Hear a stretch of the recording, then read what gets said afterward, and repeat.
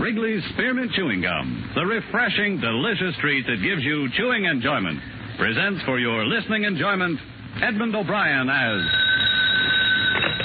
Johnny Dollar. Cal Porter and Associated, Johnny. What's up, Cal? You remember the Unger case, about 1945? Henry J. Unger. The testimony sent him up for a 1 to 10 hitch. Insurance fraud? Yeah, sure, I remember him. They let him out yesterday. He's been noising about that you're the top of his shopping list. Oh, I've heard that kind of talk before. Well, all I know is he's not here in Hartford visiting grandmother. We'd like to have you on a payroll for a few weeks just for safety's sake. Keep an eye on him for us. Probably the easiest money I've ever taken, Cal. If I remember Mr. Unger, he'll have his eye on me.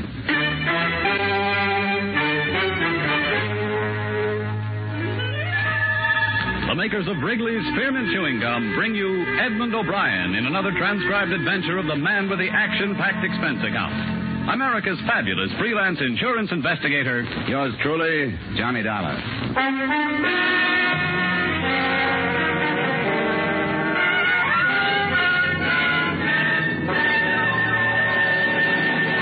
To make every day more enjoyable, treat yourself often to refreshing, delicious Wrigley's Spearmint Chewing Gum. Here's a taste treat you can enjoy indoors, outdoors, at work, or at play. The cool, long-lasting mint flavor refreshes you. The smooth, steady chewing helps keep you fresh and alert. Adds enjoyment to whatever you're doing. Wrigley's Spearmint Chewing Gum. Healthful, refreshing, delicious.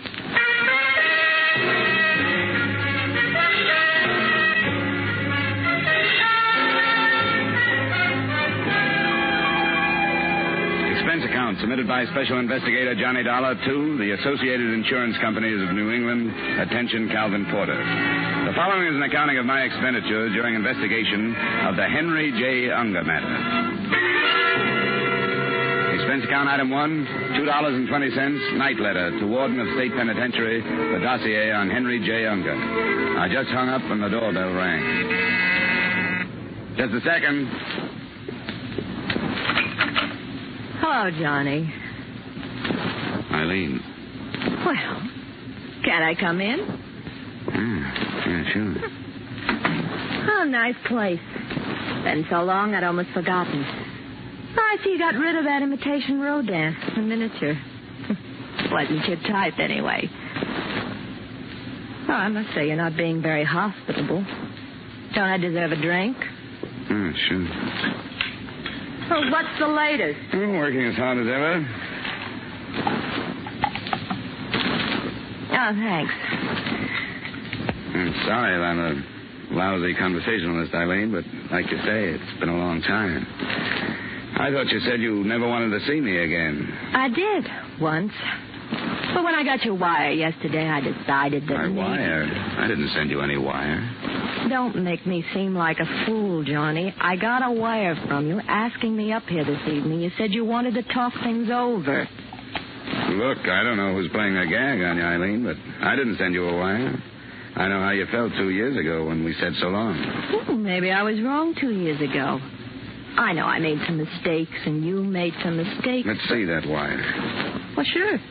It's right here in my purse. Tonight at 7:30, let's talk things over at my place in Old Johnny. I didn't send that. You sure you don't know a few other Johnnies? That was a dirty crap. You like little things like this, don't you, Eileen? You like to write yourself notes, make up stories. You've got an A1 imagination. Well, I went all through that a long time. Now, you listen to me. This is no gag, and it's not my imagination. All right. Let's make things as pleasant as possible as long as you can. Fair enough. I thought a lot about you, Johnny. Oh, I'm not apologizing. Really, I'm not. Just thinking back. I'm glad it didn't turn out the way we originally planned it. I'd have spent half my life worrying over you. Well, that's very touching, especially in light of the fact that every other evening it was somebody else. I told you, Johnny. Yes, that we were going to be pleasant. Oh, that's right. We were going to be pleasant. You expecting someone? No. Mr. Dollar? Yes? Maybe you don't recall my face. The name is Unger. Henry J. Unger. Mind if I come in? I'm busy. Oh, yes, I see. Well, we won't take much of your time, will we, Ferdy? A very minimal amount of your time. Mind introducing me to the lady? What do you want, Unger? My name is Henry J. Unger, miss. Well, maybe I better go, John. No, stick around. Go on, Eileen. I'll see you later. I said stick around. I guess you better stick around. You just came over for a visit, Unger. Let her go home. Oh, no. Maybe she'd like to watch the activities. Ferdy, get out the needle. Now, look, Unger. Oh, you talk, just like someone in insurance. You make so much noise and you don't say anything. How's it coming, Ferdy? Satisfactorily. It's all ready. And they were each having a drink, too. I noticed that. Got the rope? Now, you know I have the rope. That chair will be fine. Sit down, Dollar. What's the angle, Unger? You'll find out. Sit down. Can you work with gloves on, Ferdy? Sure. I can do it with mittens. And once around. Twice around. Once around. Twice around. Hey, look. What are you going to do? Why don't you let him alone? It's love, Ferdy. Let her go home, Unger. She hasn't anything to do with this. Finished, Ferdy? Come on, Unger. Ferdy, you finished? One more little minute. There. All done. And very sturdy, too. All right, Ferdy. Roll up his sleeve. Right. Hey, look. He's got a nice big blue vein right here. You know, it's so hard to find a good, nice, blue, bulgy vein on somebody. Feel, Uncle, feel. He loves his work, this Ferdy. Used to be a lab technician at some big hospital. Didn't you, Ferdy? That's right, Mr. Unger. Hold very still, Mr. Dollar, and concentrate on this lovely girl you see standing before you. Just conceive of yourself as being a very big man, the President of the United States or something. Someone with influence. There's a great deal of influence.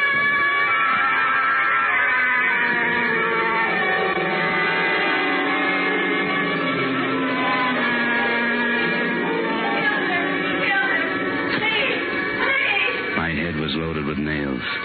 The warm air clouded my nostrils, and I couldn't breathe. I tried to open my eyes, but no luck.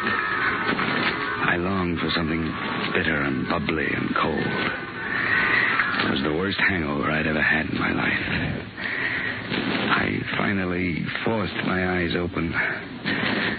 One of my hands felt heavy and the other felt light. I turned my head painfully. There was a gun in my right fist. On the floor, dried blood.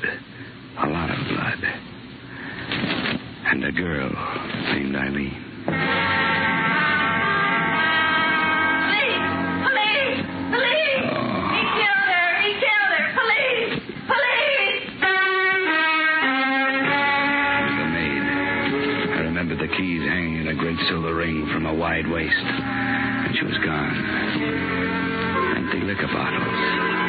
2 in the corner, 1 near the body. I focused my eyes on the gun. It was my own. I sat up and opened the breech. It had been fired. Twice.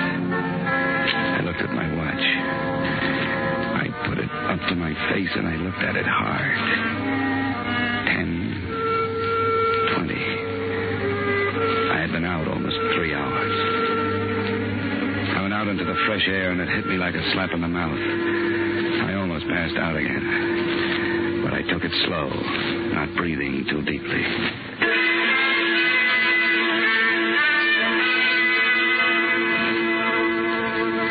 Expense account item 2, $1, and I forget how many cents cab fare to the combination home and office of my good friend, old Dr. Norwich. I was still so groggy I almost fell into the house when he opened the door.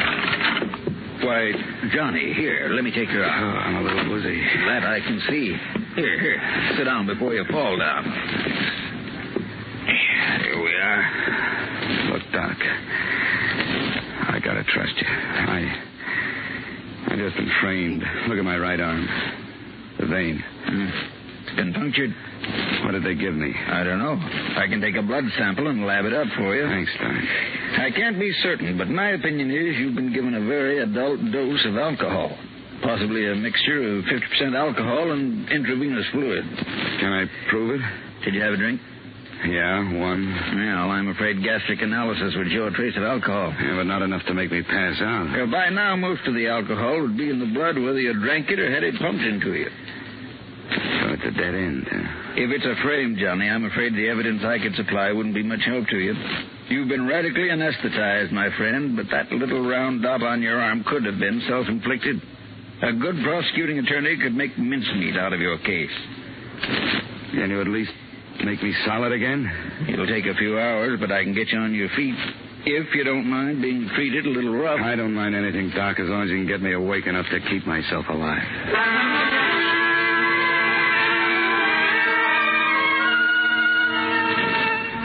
After a Swiss bath consisting of ice-cold water pressured at the body out of a stout hose, plus a potent shot of vitamin B complex and another cup of coffee, I felt almost normal. The throb in my head was gone. In its place was the cold realization that I was wanted for murder. Expense account item 3, 50 cents taxi fare to Asylum Street. It was funny going through all the motions of a murderer. I began to feel an edge of guilt creep into me. By the time I hauled myself into the Lost Soul Cafe, I felt as much a part of the place as the tramp at the elbow of the bar. I found an old informant at a front table. Expense account item 4, $25 strictly for information. Sure. Sit down. For that kind of money, sit down. Thanks. Now, what was that question again? Henry J. Unger, Victor. Henry J. Unger. Just unfrozen. That's right. Well, 25 isn't very much. 25 is my present limit. This isn't too big a case. I could do better on quiz show. Henry J. Unger and his character man, Ferdy. $25 and a shot. Right. Won't you join me? Oh, I can't look at the stuff. I took the cure once. Mister, what are they saying? Henry J. Unger. Well, he hasn't been around long enough for me to know his habits. Just a few weeks.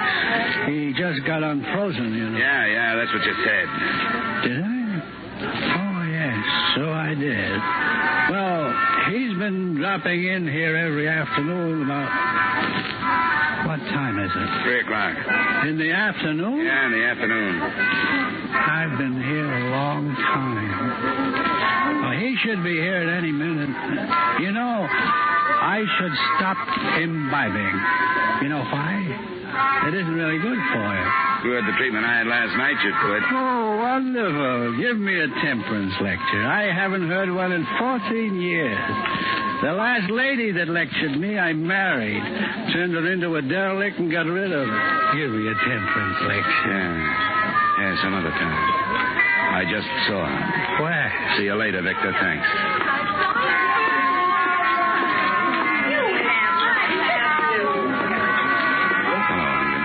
Well, Donna, the police know you're out? Let's sit down and talk it over. I wouldn't stay in one place too long if I were you. It won't be too long. Well, speak your piece. This strictly revenge, Unger? Let's put it this way. 5 years is a long time. Good thing I learned to behave myself, or I'd still be running the prison paper. You're the noisy type, Unger. You'd be the finger man if I so much as stubbed my toe. Correction, I would have been. Now I've got the law doing my dirty work. If you haven't made a mistake. I planned this for 5 years. You won't find any mistakes. Oh, I thought a lot about you, Dollar, up at the resort. You know, in the years I've been in the insurance game, I've seen you guys come and go by the dozen. They turn you out of the same mold. You flip a few jobs and it gives you a kick and it goes to your head. Then comes that one mistake. They salt you away and it gripes you. The world's to blame. You look around for somebody to take it out on. You talk a lot for a fugitive, Dollar. You're going to sit down over a piece of paper and write out a full confession, Unger. What makes you think so? This. A confession and a duress isn't worth very much. It'll be worth a lot to me. For one thing, it'll be the truth. You'll have to prove I held a gun on you. Drop it, Dollar. What? I said drop it. You got the wrong man, Lieutenant. I doubt it, Dollar. You're under arrest for the murder of Eileen Kennedy.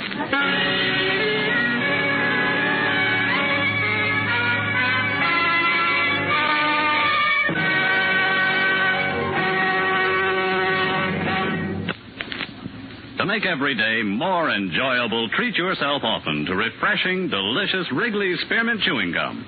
The lively, full-bodied, real mint flavor cools your mouth, moistens your throat, freshens your taste, and the chewing itself gives you a little lift. helps you keep going at your best. So for real chewing enjoyment that's refreshing and long-lasting, always keep Wrigley's Spearmint Chewing Gum handy. Healthful, delicious Wrigley Spearmint Gum will make every day more enjoyable. And now with our star, Edmond O'Brien, we return you to the second act of yours truly, Johnny Dollar.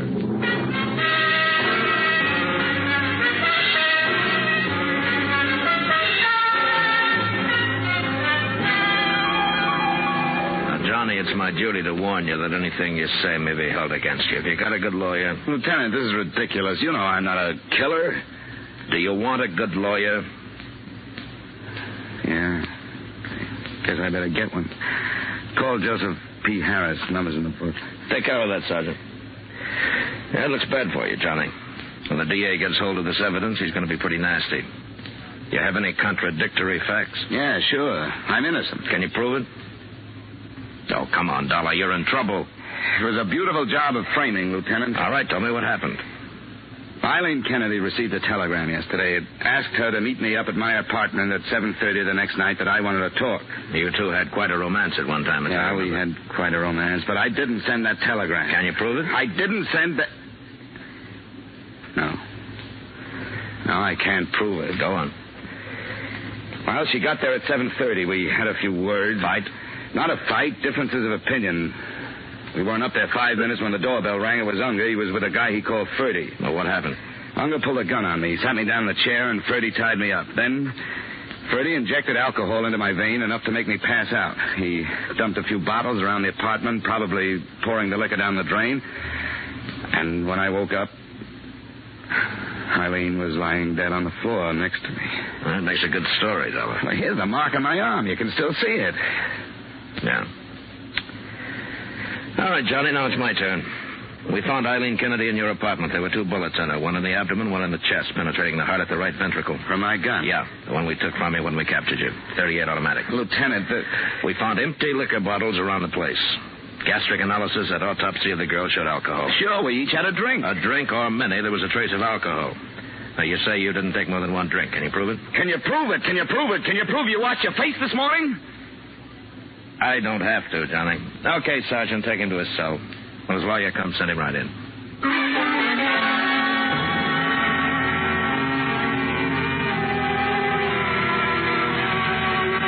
I'll try to remember something that might help me defend you, Johnny. Joe, I just can't think anymore. My head's going around like a pinwheel. Well, you've got to keep yourself under control. Now, you're an investigator. You're used to dealing with things like this. Certainly when it comes to your own life. Yeah, that's just it. When it comes to my own life, I'm tied up in knots. I see. Well, I'll be frank. It'll be a rough one. Are they still holding Unger? They couldn't hold him. They had no charge against him. Uh-huh. And it looks like the indictment will go through, huh? Yeah, it looks like it.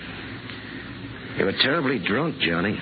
Dr. Norwich told me the percentage of alcohol in your blood. You think I killed her, don't you? Now, look, Johnny, I'm trying to help you. Forget it, Joe. I'll see you in court.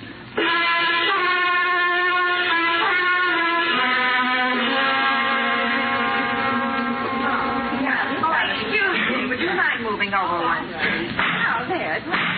Oh, sorry. Hear ye, hear ye, hear ye. This Honorable Court of Connecticut is now in session pursuant to adjournment. Judge Samuel B. Epstein presiding. Be seated. The State of Connecticut versus John Dollar. We'll waive a jury, Johnny. I think you'll have a better chance. We'll take a jury, Joe. Start picking.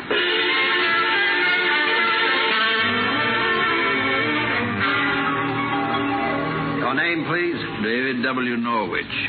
You're a physician, is that correct? Physician and surgeon. Now, Dr. Norwich, did the defendant, Mr. Dollar, make a visit to you on the night of July 10th last? He did. Would you mind explaining the circumstances of that visit to the jury, Doctor? He was very sick. I had to help him inside. He was so sick. A laboratory analysis of his blood showed him to be under the influence of alcohol. Did the defendant, or did he not show you a spot on his arm where a hypodermic needle had penetrated? He did. And did you or did you not suggest to him at that time that the alcohol might have been administered by means of a hypodermic needle? I did, but also... That'll be all, Doctor. Not quite all, Doctor. Now, Doctor, you know as well as I do that a little black dot on the underside of the elbow might have been done by an enterprising young investigator such as Mr. Dollar in order to put forth a fairy tale that he was drugged, do you not? I object, Your Honor. The prosecuting attorney is attempting to intimidate the witness and interject his own opinions through the medium of his questions. Sustained. Very well. Doctor, is there any possible way of showing through laboratory tests of one sort or another whether alcohol had been administered by hypodermic or by mouth? Yes, there is. Gastric analysis. And did you perform such a test upon the defendant, Mr. Dollar, at the time of his visit to you, July 10 last? I did. Will you tell the jury what you found, please? I found a trace of alcohol. That will be all, Doctor. Thank you.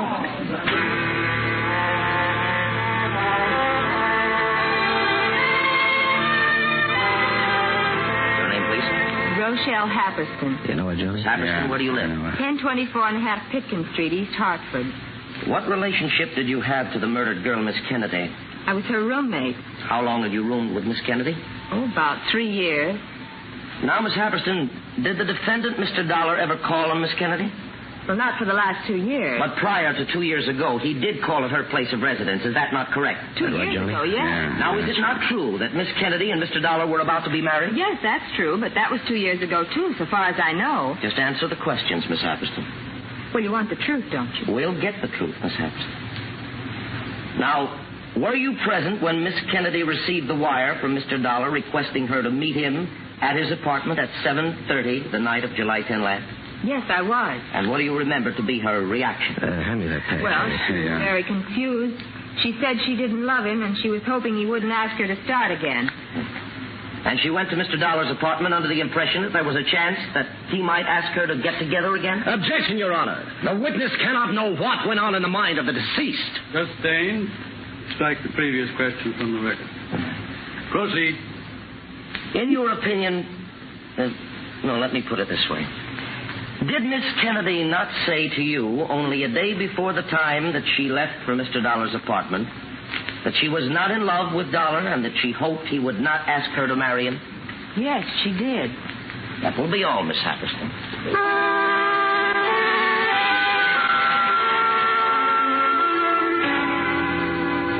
Your name, please. Javier Sawyer. Would you state your occupation? I'm a lieutenant, Homicide Bureau, Hartford Police Department. Lieutenant Sawyer, you were in charge of the Kennedy case, were you not? Yes, I was. You examined Mr. Dollar's apartment following the crime? I did. Did you find empty bottles of whiskey in the apartment?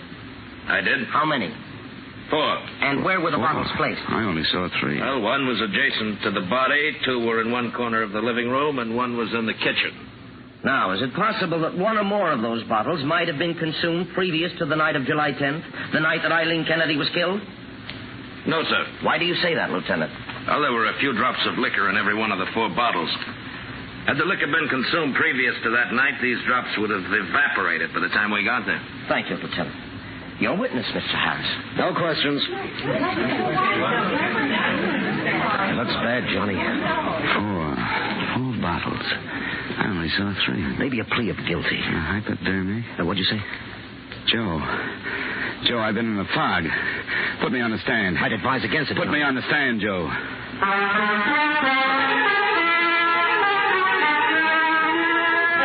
Your name? Johnny Dollar. Where do you live? 390 Pearl Street, Hartford. Now, I'm going to point out to your attorney that you don't have to testify. You're aware of that. I am.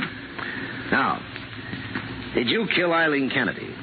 I did not, and I can prove it.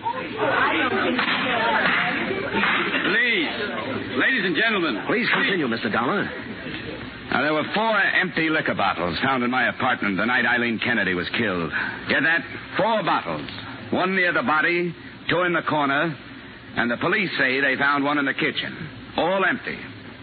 Lieutenant Sawyer testified that by examining the degree of evaporation in the bottles of the residual whiskey, those bottles had been emptied the night of July 10th and not before. Go on. The medical examiners proved that Miss Kennedy did not have a high percentage of alcohol in her blood. She could not then have consumed as much as a pint of liquor, and the police say even that much is doubtful.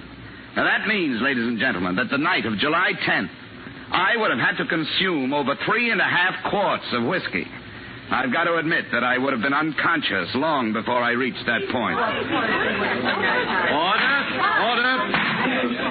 Order. Proceed, Mr. Dollar. Now, as for the hypodermic needle, assuming I were about to go under from an overdose of alcohol, is it likely that I, who have had no practice at the administration of hypodermics, would have used my left hand to administer a hypodermic to myself and be accurate enough to hit the vein so exactly? Ladies and gentlemen, there's only one man who had a motive to kill Eileen Kennedy. That motive was to get me, something he'd been threatening to do for 5 years. And that's the man, the next witness, the elevator boy in my building, saw come up to my apartment the night of Eileen Kennedy's murder. That man is here in this courtroom. His name is Henry J. Unger. Look out, he's making a break for it. Happy Pete! You did it, Tommy, you did it!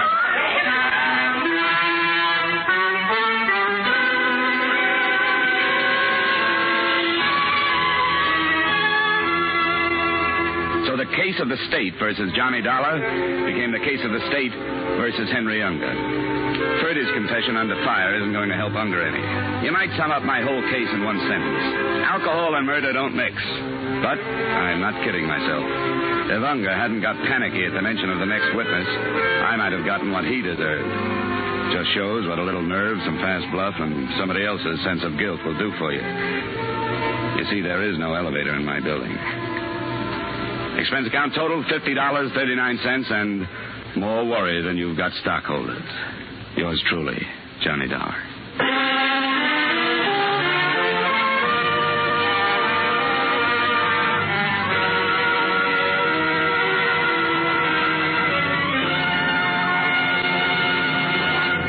Remember, friends, to make every day more enjoyable, treat yourself often to refreshing, delicious Wrigley's Spearmint Chewing Gum. There's lots of cooling, real mint flavor in every stick. And chewing Wrigley's Spearmint helps keep you feeling fresh and alert. You feel better, work better, get more fun out of doing things. So indoors, outdoors, wherever you go, keep some healthful, refreshing Wrigley's Spearmint Chewing Gum handy. To make every day more enjoyable, treat yourself often to delicious Wrigley's Spearmint Chewing Gum.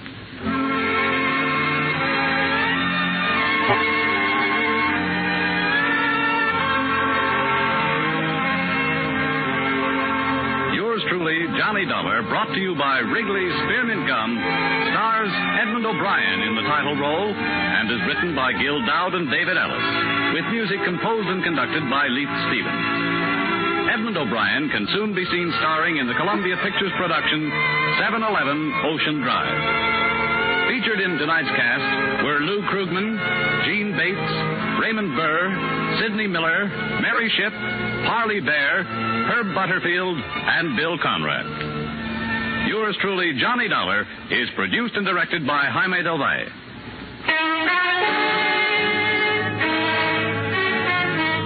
The makers of Wrigley's Spearmint Chewing Gum hope you've enjoyed tonight's story of Johnny Dollar and that you're enjoying delicious Wrigley's Spearmint Chewing Gum every day. We invite you to join us again next week at the same time when, from Hollywood, Edmond O'Brien returns in another transcribed adventure of Yours truly, Johnny Dollar.